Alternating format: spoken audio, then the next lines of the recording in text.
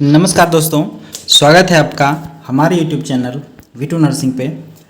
दोस्तों, आज बड़े दिनों बाद आप लोगों से रूबरू होने का मौका मिला है, क्योंकि जैसा कि हमने आपको पिछले कई वीडियो में हमने बताया था कि जो एएनएम का जो बीटीएससी के माध्यम से 10,709 के लिए जो बहाली हो रही थी, उसमें जो नए फ्रेश एएनएम कैंडिडेट हैं उन्हें भी मौका दिया गया है।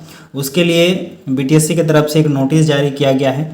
आज हम उस नोटिस के बारे में आपको डिटेल में बताएंगे, ठीक है। उससे पहले जो 10,709 के लिए जो अभी तक क्या क्या घटनाएं हुई है, उस बहाली में क्या क्या अभी तक उसमें बदलाव किया गया है, वो सारा जो भी डिटेल है हम आपको इस वीडियो में बताएंगे। और आपको ये भी बताएंगे कि ये जो एग्ज़ाम अभी लिया जाएगा बीटीएससी के द्वारा एएनएम के लिए, तो उसका सिलेबस क्या होने वाला है, क्वेश्चन का पैटर्न क्या होगा, उसका चयन प्रक्रिया क्या होगा, ये सारी बातें हम इस वीडियो में बताएंगे, ठीक है। जैसा कि आपको पता होगा, स्वास्थ्य विभाग की समीक्षा बैठक में ही ये सारा निर्णय लिया गया था, और क्या क्या निर्णय में बदलाव किया गया है बीटीएससी के द्वारा, स्वास्थ्य विभाग के द्वारा, वो भी हम आपको इस वीडियो में बताएंगे, ठीक है। तो उससे पहले आप लोगों से रिक्वेस्ट है, अगर आपको नर्सिंग से रिलेटेड कोई भी जानकारी, कोई भी इन्फॉर्मेशन चाहिए, तो आप V2 नर्सिंग जो है कि आप सब्सक्राइब कर लीजिए, ताकि आपको यहाँ पे बिल्कुल सही जानकारी मिलता रहे, ठीक है। क्योंकि V2 नर्सिंग पे हम कोई मिसलीडिंग वीडियो नहीं बनाते हैं, व्यू के लिए वीडियो नहीं बनाते हैं। हम लोग का जो मकसद है सिर्फ और सिर्फ आपके पास जो जानकारी है वो सही पहुँच सके, ठीक है। तो चलिए वीडियो को शुरू करते हैं और देखते हैं कि क्या इस वैकेंसी में, इस बहाली में क्या क्या घटनाएँ कब हुआ है, ठीक है। तो आप यहाँ पे देखिए, ये जो है आप यहाँ पे देखिएगा, एएनएम नियुक्ति नियमावली पे संशोधन की मंजूरी। आपको ये एक बात बता देते हैं, आपका जब 10,709 के लिए जब पहली बार यानी कि 2022 अगस्त में जब नोटिफिकेशन जारी हुआ था, तो उस समय जो बहाली का नियमावली था 2018 का था, ठीक है। आपको पता होना चाहिए 2023 में एएनएम बहाली के लिए, ठीक है, एक नया नियमावली बनाया गया है। उस नियमावली में एग्ज़ाम को मैंडेटरी किया गया है, ठीक है, जिसके कारण आप लोगों को अब एग्ज़ाम देना पड़ेगा। लिखित परीक्षा देने के बाद ही अब आपकी नियुक्ति की जाएगी। कैबिनेट के फैसले देखिए क्या हुआ, अब लिखित परीक्षा से बिहार तकनीकी सेवा आयोग करेगा नियुक्ति, ठीक है। सिर्फ ये एएनएम के लिए नहीं है, हेल्थ डिपार्टमेंट के हर एक वैकेंसी के लिए जो आगे आने वाली है, ठीक है। जीएनएम के लिए ऑलरेडी, जीएनएम बीएससी के लिए ऑलरेडी नियमावली जो है प्रोसेस में है, वो भी लगभग बन करके आने ही वाला है। तो अब जीएनएम और बीएससी के लिए भी जो एग्ज़ाम होगा, बहाली के लिए एग्ज़ाम होगा, वो आपको देना पड़ेगा, ठीक है। उसके बाद आगे देखिए, ये वो नियमावली है। आप यहाँ पे देखिए, थोड़ा सा हम आपको जूम करके दिखाते हैं। ये 1/6/2023 को एएनएम के लिए, ठीक है। देखिए, इस जो पहले का जो था वो 2018 का था नियमावली, तो उसको अब स्थगित कर दिया गया है। अब उसके जगह पे 2023 का नियमावली आया है। यह नियमावली क्या है देखिए, ऑक्सिलरी नर्स मिडवाइफ संवर्ग नियमावली 2023, ठीक है, संपूर्ण बिहार राज्य में होगा। पहले एएनएम जो है एक डिस्ट्रिक्ट कैडर के अंदर काम करती थी, ठीक है, लेकिन अब जो है इस नियमावली में, जो नया नियमावली 2023 में आया है, उसमें ये स्टेट कैडर का माना जाएगा। इसकी जो नियुक्ति होगी वो स्टेट कैडर के माध्यम से होगी, ठीक है। तो इनका जो भी काम होगा वो डिपार्टमेंट यानी कि हेल्थ डिपार्टमेंट के अंडर में होगा, चाहे वो ट्रांसफ़र का हो या फिर पोस्टिंग का हो, है ना। वो सारा काम जो है वो हब डिपार्टमेंट की तरफ से होगा। क्यों, और पहले जो क्या होता था वो सिविल सर्जन के माध्यम से कहीं भी उसका ट्रांसफ़र पोस्टिंग कर दिया जाता था, ठीक है। उसके बाद इसमें देखिए क्या है, एएनएम से विपरीत है ऑक्सिलरी नर्स मिडवाइफ आयोग, बिहार तकनीकी सेवा आयोग, ठीक है। और इसके लिए देखिए, मान्यता प्राप्त संस्थान से आपको नई दिल्ली यानी आईएनसी से या स्वास्थ्य विभाग बिहार से जो रजिस्ट्रेशन होता है एएनएम का, वो मैंडेटरी किया गया है, ठीक है।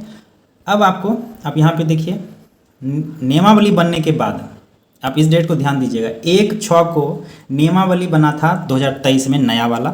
उसके बाद 12/6/2023 को विभाग के तरफ से, हेल्थ डिपार्टमेंट की तरफ से बीटीएससी को एक पत्र लिखा गया।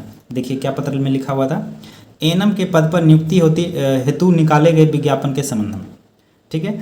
इसमें क्या कहा गया है, स्वास्थ्य विभाग की अधिसूचना 904/6 दिनांक 1/6/2023 बिहार महिला स्वास्थ्य कार्यकर्ता संवर्ग नियमावली 2023 का गठन किया गया है। हमने आपको बता दिया है पिछले वीडियो में, आप मेरा वीडियो जो है आप देख सकते हैं, जिसमें हमने एएनएम का जो नियमावली आया था उसमें हमने डिटेल बताया हुआ है। ठीक है, हम आपको जो है लिंक दे देंगे, आप देख लीजिएगा। इस नियमावली के कंडिका 8.2 के अंतर्गत प्रतियोगिता परीक्षा लेने का प्रावधान किया गया है। प्रतियोगिता परीक्षा नहीं लेने का प्रावधान किस में था? 2018 के नियमावली में। ठीक है, लेकिन 2023 का नियमावली बनने के बाद इसमें प्रतियोगिता परीक्षा लेने का प्रावधान कर दिया। अतः अनुरोध है कि विज्ञापन संख्या 7/2022, ठीक है, जिसमें कि 10,709 पद है, बिहार महिला स्वास्थ्य कार्यकर्ता एएनएम के पद पर नियुक्ति के क्रम में नियमावली 2023 क के अंतर्गत प्रावधान के अनुसार एएनएम के चयन हेतु प्रतियोगिता परीक्षा का आयोजन कर अनुशंसा भेजने की कृपा की जाए। ठीक है, तो जब वैकेंसी आया था पिछले साल 2022 में, तो उस समय नियमावली 2018 का था, तो उसमें एग्ज़ाम का कोई प्रावधान नहीं था, लेकिन 2023 नियमावली के अनुसार इसमें एग्ज़ाम जरूरी हो गया। ठीक है, तो अब एग्ज़ाम किस प्रकार से लिया जाएगा, कैसे लिया जाएगा, क्या सिलेबस है, हम आपको आगे बताते हैं। उससे पहले आप यहाँ पे देखिए, अभी जो फॉर्म भरने के बाद आपका मार्च के महीने में, ठीक है, मार्च के महीने में, जबकि नया नियमावली आया है 06/2023 में, और ये मार्च के महीने में एक आपत्ति दर्ज करने के लिए बीटीएससी के माध्यम से एक पत्र जारी किया गया था कि जो सेलेक्टेड कैंडिडेट हैं, ठीक है, स्क्रूटनी करने के बाद जो मेरिट जिनका बनाया गया था वो आपत्ति दर्ज कर सकते हैं। उसके बाद उन लोगों का काउंसलिंग स्टार्ट होने वाला था, लेकिन नियमावली नया बनने के बाद ये अब इसका कोई काम नहीं है। पहले जो भी काम हुए हैं इसमें वो अब किसी काम का नहीं है। अब ये वैकेंसी जो है अब फिर से नए सिरे से जीरो से स्टार्ट होगा। ठीक है, अब आगे देखिए इसमें क्या है। 10,000 एएनएम की नियुक्ति, विभाग तैयार कर रहा प्रश्नों का पैटर्न। ठीक है, प्रश्नों का पैटर्न जो है ऑलरेडी विभाग की तरफ से बनाया जा रहा है कि किस प्रकार का प्रश्न जो है रखा जाएगा। एक बात आपको यहाँ पे बता दें कि सिलेबस जो होगा इसका वो बीटीएससी के माध्यम से जारी किया जाएगा। इससे पहले अगर जो आपके पास किसी ग्रुप में या फिर कहीं भी अगर आप देखते हैं कोई भी सिलेबस जो कि ऑफिशियल नहीं है, उसे आप सिलेबस ना मानें। ठीक है, बीटीएससी के ऑफिशियल लेटर पे जब तक सिलेबस नहीं दिया जाता है तब तक आप सिलेबस ना के बराबर मानें। ठीक है, हालांकि पत्र में कहा गया है बीटीएससी जो है जल्द ही इसका सिलेबस जारी करने वाली है।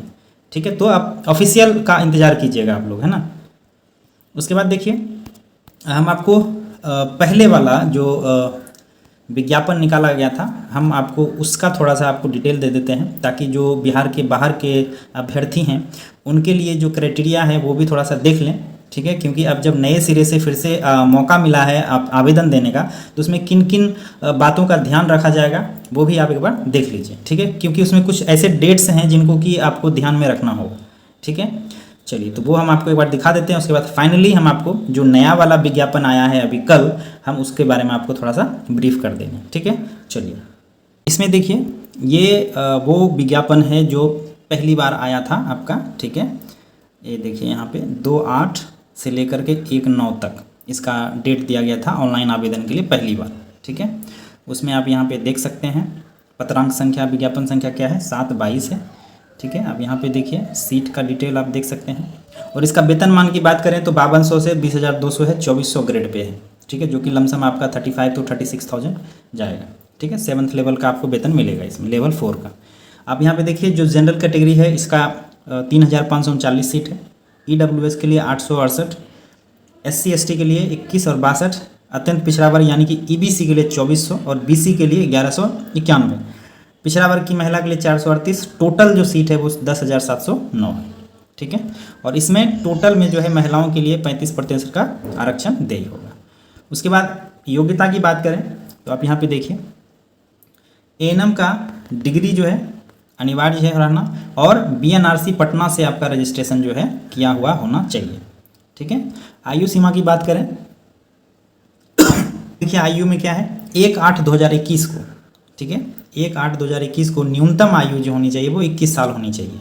ठीक है, और महिला के लिए 40 साल, बीसी और ईबीसी के लिए 40 साल और SC ST के लिए 42 साल। ठीक है, बाकी जो दिव्यांग हैं उनके लिए 10 वर्ष का छूट है, और बाकी जो इसमें क्या लिखा है देखिए, वैसे अभ्यर्थी जो 1/15 को यानी कि 2015 में जो वैकेंसी आई थी एएनएम के लिए, अगर उसमें वो नहीं भर सके थे तो उनके लिए छूट का प्रावधान दिया गया है, वो भी भर सकते हैं। ठीक है, ये पुराना वाला विज्ञापन हम आपको थोड़ा सा दिखा रहे हैं। ठीक है, उस समय देखिएगा चयन की जो प्रक्रिया थी, जो सिलेक्शन प्रोसीजर था वो क्या था देख लीजिए एक बार। एएनएम पदों पर नियुक्ति हेतु मेधा सूची निम्नलिखित रूप से तैयार की जाएगी। उस समय क्या था, एएनएम कोर्स की परीक्षा में प्राप्तांक के लिए, मतलब एएनएम का फर्स्ट ईयर सेकेंड ईयर दोनों में जितना मिला करके परसेंटेज होगा उसके लिए 60 अंक देना होगा। ठीक है, मान लेते हैं आपका अगर जो एएनएम फर्स्ट ईयर और सेकेंड ईयर मिला करके 80% है तो उसे गुना किया जाएगा 0.6 से। 0.6 से गुना करने पर ये आपको 48 पॉइंट बनेगा। तो इस तरह से पॉइंट बनेगा। उसके बाद एएनएम के बाद अगर आप जीएनएम किए हैं या पोस्ट बेसिक किए हैं या फिर एमएससी किए हैं तो उनके लिए 15 अंक आपको दिए जाएंगे। अगर आप सरकारी अस्पताल में काम कर रहे हैं संविदा पे तो 1 वर्ष के लिए 5 नंबर दिए जाएंगे। ठीक है, तो ये सिर्फ बिहार राज्य के जो अभ्यर्थी हैं उनके लिए। ठीक है, जो बाहरी विद्यार्थी हैं, बिहार से बाहर के जो अभ्यर्थी हैं वो जनरल में गिने जाएंगे। ठीक है, वो जनरल सीट के लिए ही फाइट कर सकते हैं। ठीक है, तो बाहर के अभ्यर्थी भी इसको भर सकते हैं। ठीक है, चाहे वो राजस्थान के हो या फिर एमपी के हो या फिर यूपी के हो, झारखंड के हो, कहीं के भी हो, वो भी आप अपना आवेदन जो है इसमें दे सकते हैं। ठीक है, उसके बाद इसमें कुछ नहीं है। बाकी आपको पता है जो जनरल कैटेगरी के हैं, जो बिहार से बाहर के हैं, उन्हें आरक्षण का लाभ नहीं दिया जाएगा। जो बिहार के हैं उन्हें आरक्षण का लाभ दिया जाएगा। अब हम आपको नया जो विज्ञापन अभी कल जारी किया गया था, हम उसमें भी कुछ जो इम्पोर्टेंट बात है वो हम आपको बता देते हैं। ठीक है, चलिए। तो आप यहाँ देखिए, इसमें ये कल जो है जारी किया गया था बीटीएससी के द्वारा 19/9/2023। ठीक है, विज्ञापन संख्या 7/22 एएनएम के लिए आवश्यक सूचना। ठीक है, अब यहाँ पे देखिए उसका ब्रीफ दिया हुआ था। जैसा कि हमने आपको बताया था 2 अगस्त 2022 से 1/9 तक आवेदन लिया गया था, फिर इसको विस्तार करके 15/9 तक लिया गया था, तो वो अब उसके बाद से इसको नहीं बढ़ाया गया। ठीक है, और इसमें वही बातें लिखी हुई है 2018 के आलोक में पहले हुआ था। देखिए यहाँ पे लिखा हुआ है ना, बिहार महिला स्वास्थ्य कार्यकर्ता संवर्ग नियमावली 2018 के स्थान पर बिहार महिला स्वास्थ्य कार्यकर्ता संवर्ग नियमावली 2023 के आधार पर किया जाना है। 2018 का जो नियमावली था उसे बिल्कुल स्थगित कर दिया गया है, उसके जगह पे 2023 के नियमावली पे अब इसका बहाली किया जाएगा। ठीक है, अब इसमें कंडिका दिया हुआ है, हम आपको थोड़ा सा पढ़ के बता देते हैं। यहाँ पे देखिए क्या है, कंडिका 4 चयन की प्रक्रिया। पहला, प्रथम चरण में देखिए क्या है, आयोग सभी अभ्यर्थियों के लिए प्रथम चरण में कंप्यूटर बेस्ड टेस्ट के माध्यम से प्रतियोगिता परीक्षा आयोजित करेगा। मतलब 60 नंबर के लिए, 60 पॉइंट के लिए, सॉरी नंबर तो हम छोड़ देते हैं, 60 पॉइंट के लिए जो एग्ज़ाम होना है, ठीक है, वो सीबीटी के माध्यम से होगा, यानी कंप्यूटर के माध्यम से आपको एग्ज़ाम देना होगा। ठीक है, क्वेश्चन कैसे होंगे, तो उक्त परीक्षा का प्रश्न पत्र जो है बहुविकल्प प्रश्नों के आधार पे होगा। मतलब क्वेश्चन, उसके बाद आपका ABCD, ठीक है, 4 ऑप्शन दिए होंगे, उसमें से आपको कोई एक सेलेक्ट करना है। ठीक है, अब यहाँ पे देखिए परीक्षा की अवधि 2 घंटों की होगी, यानी कि 120 मिनट और 100 क्वेश्चन। 120 मिनट में 100 क्वेश्चन आपको सॉल्व करने हैं। अब यहाँ पे देखिए जो मेन बात हमने आपको बताया था, एएनएम हेतु निर्धारित अद्यतन पाठ्यक्रम यानी कैरिकुलम या फिर सिलेबस जिसे आप कहते हैं, सिलेबस के अनुसार प्रश्न पूछे जाएंगे। उक्त पाठ्यक्रम आयोग के वेबसाइट पर अलग से प्रकाशित कर दिया जाएगा। ठीक है, बीटीएससी के वेबसाइट पे इसका सिलेबस जो है प्रकाशित किया जाएगा।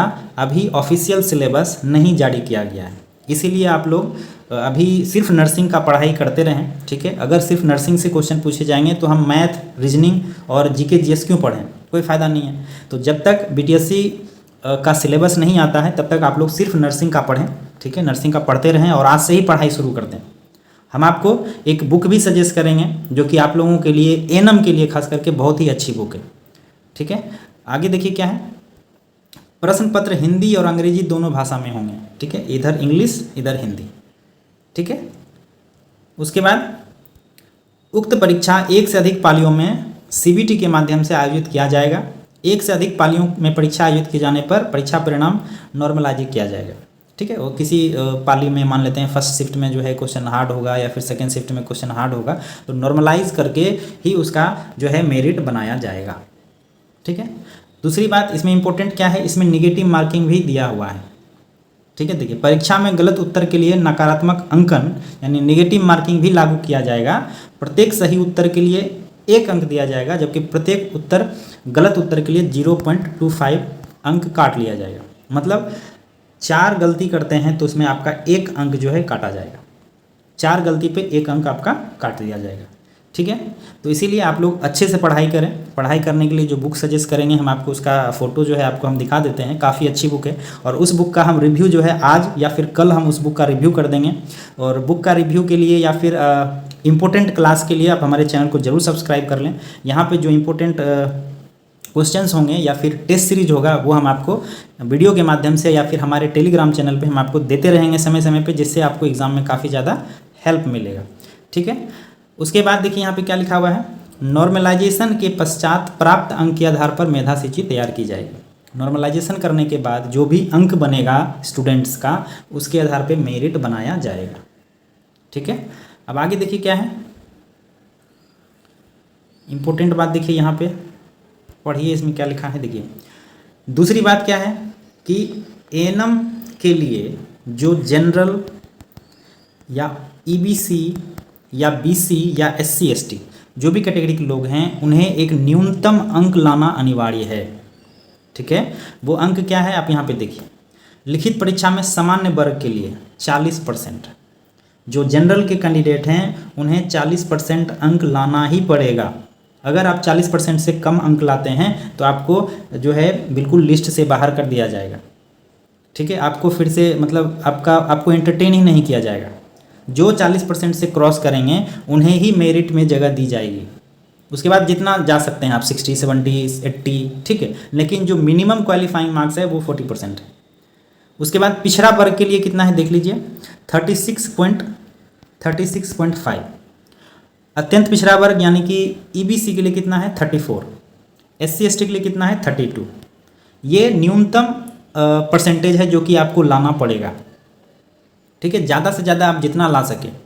तो इसके लिए हम आपको कह रहे हैं कि आपको पढ़ना बहुत ज़रूरी है, आज से ही शुरू कर दीजिए पढ़ाई। ठीक है, ताकि आप लोग एटलीस्ट इस जो मार्क है, ये जो परसेंटेज है, इसे कम से कम क्रॉस कर सके। ठीक है, पहली बार बीटीएससी एग्ज़ाम ले रहा है तो क्वेश्चन का जो लेवल होगा वो तो हम सिलेबस को देखने के बाद ही आप लोग को बता पाएंगे। इसीलिए आप लोग चैनल पे बने रहिए। जब सिलेबस जारी किया जाएगा बीटीएससी के द्वारा तो हम आपको बिल्कुल एक अनुमानित प्रश्नों का जो लेवल होगा, जो क्वेश्चन का लेवल होगा, हम आपको बता देंगे। उसके आधार पर फिर आप अपना पढ़ाई जारी कीजिएगा ताकि आपको एग्ज़ाम में हेल्प मिल सके। ठीक है, यहाँ पर देखिए बाकायदा लिखा हुआ है, प्रतियोगिता परीक्षा में अभ्यर्थी को अपने कोटि के अनुसार, मतलब जनरल, ईबीसी, बीसी, न्यूनतम अर्हता मतलब जो मिनिमम परसेंटेज है प्राप्त नहीं होने पर अभ्यर्थी का कोई भी दावा मान्य नहीं किया जाएगा। अगर आप ये जो परसेंटेज दिया हुआ है इसको आप क्रॉस नहीं करते हैं तो आपको एंटरटेन नहीं किया जाएगा। ठीक है, अब देखिए द्वितीय चरण क्या है। पहले क्या था कि परीक्षा के प्राप्तांक के अनुसार दिया जा रहा था, अब प्रतियोगिता परीक्षा के प्राप्त अंक किया जाएगा। 60 अंक का आपको लिया जाएगा एग्जाम, जिसमें 100 क्वेश्चन होंगे। एक क्वेश्चन 0.6 पॉइंट का होगा, तब ना गुना करके कीजिएगा तो आपको 60 अंक मिलेंगे। ठीक है, 60 अंक आपको एग्ज़ाम से, 15 अंक हायर डिग्री के लिए, जीएनएम, बीएससी, पोस्ट बीएससी के लिए, और 25 अंक आपको प्रत्येक साल का 5 अंक के अनुसार आपको एक्सपीरियंस का दिया जाएगा। ठीक है, आप समझ लीजिएगा, समझ गए होंगे शायद, हमको लग रहा है। एक बार आपको ब्रीफ कर दे, जैसे 100 नंबर का क्वेश्चन है, ठीक है, और एक क्वेश्चन जो है 0.6 मार्क्स का है, तो टोटल कितने हो गए 60 अंक। अगर आप 100 क्वेश्चन में से 80 क्वेश्चन को बनाते हैं या फिर 80 क्वेश्चन आपका सही होता है, ठीक है, तो 80 गुना 0.6 कर दीजिए तो ये लगभग 48 आएगा, जो कि ये 48 पॉइंट है आउट ऑफ 60। अब 48 पॉइंट बनेगा आपका। अगर आपके पास जीएनएम की डिग्री है तो 10 अंक उसका जोड़ दीजिए। अगर आप ऑलरेडी संविदा पे काम कर रहे हैं, अगर जो 2 वर्ष काम किए हैं तो 10 अंक वो जोड़ दीजिए। अब 48, 10, 58, 10, 68। ठीक है, तो ये आपका मेरिट का मार्क्स है। अगर आपके पास जीएनएम भी नहीं है, आप अगर जो कहीं संविदा पे काम भी नहीं कर रहे हैं, तो आपको इसी 100 क्वेश्चन में से ज़्यादा स्कोर करना पड़ेगा। अगर आप 90 या 80 स्कोर करते हैं तो 90 स्कोर करते हैं तो आपका 54 अंक बनेगा, 80 स्कोर करते हैं तो आपका 48 अंक बनेगा। ठीक है, आप समझ गए होंगे। बाकी आगे आप देखिए, और जो भी लोग एक्सपीरियंस वाले हैं, जो ऑलरेडी संविदा पे काम कर रहे हैं, ठीक है, उनको 2/8/2022 से पहले का ही आपको एक्सपीरियंस सर्टिफिकेट, अनुभव, जो कार्य अनुभव सर्टिफिकेट है वो देना पड़ेगा। ठीक है, तो अभी जो नए वाले कैंडिडेट भरेंगे वो अगर आप अभी तक का भी एक्सपीरियंस अगर आप लगाइएगा तो वो वैलिड नहीं होगा। 2/8/2022 से पहले का ही आपके पास अनुभव प्रमाण पत्र होना चाहिए। ठीक है, उसके बाद देखिए, लिखित परीक्षा के उपरांत अंकित प्रावधानानुसार अभ्यर्थियों का कोटिवार मेधा सूची तैयार कर काउंसलिंग हेतु आमंत्रित किया जाएगा। ठीक है, एग्ज़ाम होने के बाद आपका अंक जोड़ने के बाद आपका जो एक्सपीरियंस नंबर है उसको जोड़ने के बाद मेरिट बनेगा। मेरिट के आधार पे आपको काउंसलिंग के लिए बुलाया जाएगा। ठीक है, उसके बाद देखिए और क्या है इसमें इम्पोर्टेंट, नया जो डेट है आपको 22/9/2023 से लेकर के 6/10/2023 यानी कि लगभग 15 दिन आपको मौका दिया गया है फिर से आवेदन करने के लिए। या वैसे लोग जिनका कि पहली बार जब आपने आवेदन किया था उसमें किसी प्रकार का त्रुटि हो गया है, किसी प्रकार का गलती है, तो आप उसमें सुधार भी कर सकते हैं इसी अवधि में। ठीक है, और जो पहले आवेदन कर चुके हैं उनको दोबारा आवेदन करने की आवश्यकता नहीं है, इस बात को आप नोट कर लें। ठीक है, जो अभ्यर्थी पहले आवेदन कर चुके हैं वो फिर से आवेदन नहीं करेंगे। ठीक है, अगर आपको गलती कुछ हुआ है आपके नाम में या फिर किसी प्रकार का कोई गलती हुआ है तो आप उसे सुधार सकते हैं, वापस आपको फिर से नहीं भरना है। याद रखिएगा, बहुत गलतियां होती है इस बारे में। ठीक है, और आप लोगों का जो कट ऑफ बनेगा वो 1/8/2021 डेट से ही बनेगा। ठीक है, उसके बाद देखिए, जो अभी नए वाले जो एनएम हैं, ठीक है, जो नए वाले एनएम हैं जो अभी पास आउट में हैं, उनका डिग्री जो है ना कब का होना चाहिए, 1/9/2022 ठीक है तक का ऑलरेडी जो है आना चाहिए। ठीक है, 1/9/2022 तक आप लोगों का डिग्री जो है आपके पास होना चाहिए। ठीक है, और इसी अवधि में आप लोग मॉडिफाई भी कर सकते हैं अगर किसी प्रकार का कोई गलती हुआ है तो। ठीक है, उसके बाद तो इसमें ऐसा कुछ अब इम्पोर्टेंट नहीं है। ठीक है, कुछ नहीं है। जो भी अभी नए वाले जो एनएम अभी पास आउट हुए हैं वो भी अपना भर सकती हैं, चाहे वो किसी भी स्टेट के हैं। अगर आप राजस्थान के हैं, यूपी के हैं, एमपी के हैं, भर सकते हैं। ठीक है, लेकिन जो एलिजिबिलिटी है वो इनके अनुसार जो बीटीएससी ने अभी जारी किया है उनके अनुसार आपको फुलफ़िल करना पड़ेगा। ठीक है, और बाकी कुछ भी आपके पास डाउट है तो आप एक बार हमें ज़रूर कमेंट करें ताकि हमें भी पता चले कि हमने क्या छोड़ दिया है। ठीक है, और बाकी हम आपको जो बुक सजेस्ट कर रहे हैं वो बुक हम आपको दिखा देते हैं एक बार। कि ये वो बुक है, ठीक है, जिसका कि हम आपको बता रहे थे, बहुत ही अच्छा बुक है। एनएचएम और आईएनसी के सिलेबस पे आधारित है, बिल्कुल आपको कंप्लीट सिलेबस मिल जाएगा इसमें, चाहे आप anatomy, physiology, MSN, obs gynae, paedia, सारा सब्जेक्ट जो भी सब्जेक्ट एनएम में हैं उनके आधार पे बिल्कुल तैयार किया हुआ बुक है। ठीक है, बहुत ही अच्छा बुक है जो कि आपको हिंदी और अंग्रेज़ी दोनों भाषा में मिल जाएगा, बिलिंगुअल है। ठीक है, अब इसमें देखिए आपको प्रैक्टिस के लिए भी 40 मॉडल पेपर है, 60 लगभग 6000 जो है आपको वस्तुनिष्ठ प्रश्न यानी कि की पॉइंट्स दिए हुए हैं जो कि डायरेक्ट क्वेश्चन मैच करेगा एग्जाम में। 3000 की पॉइंट्स हैं। ठीक है, आप यहाँ पे देखिए, और पिछले साल के है ना जो प्रीवियस में एग्ज़ाम हुए हैं एनएम के या फिर स्टाफ नर्स के लिए, उसका क्वेश्चन पेपर दिया हुआ है बाकायदा। राजस्थान में हुआ है या फिर एमपी में हुआ है, यूपी में हुआ है, तो किस प्रकार के क्वेश्चन पूछे जाते हैं एनएम एग्ज़ाम में, वो प्रीवियस ईयर के पिछले वर्ष के जो क्वेश्चन है वो भी दिए हुए हैं। और बुक का प्राइस ज़्यादा नहीं है, ओनली 490 है। ठीक है, 490 रुपये मात्र है। ठीक है, और बुक काफ़ी उपयोगी है, बीटीएससी के लिए हम ज़रूर ये बुक रिकमेंड करेंगे।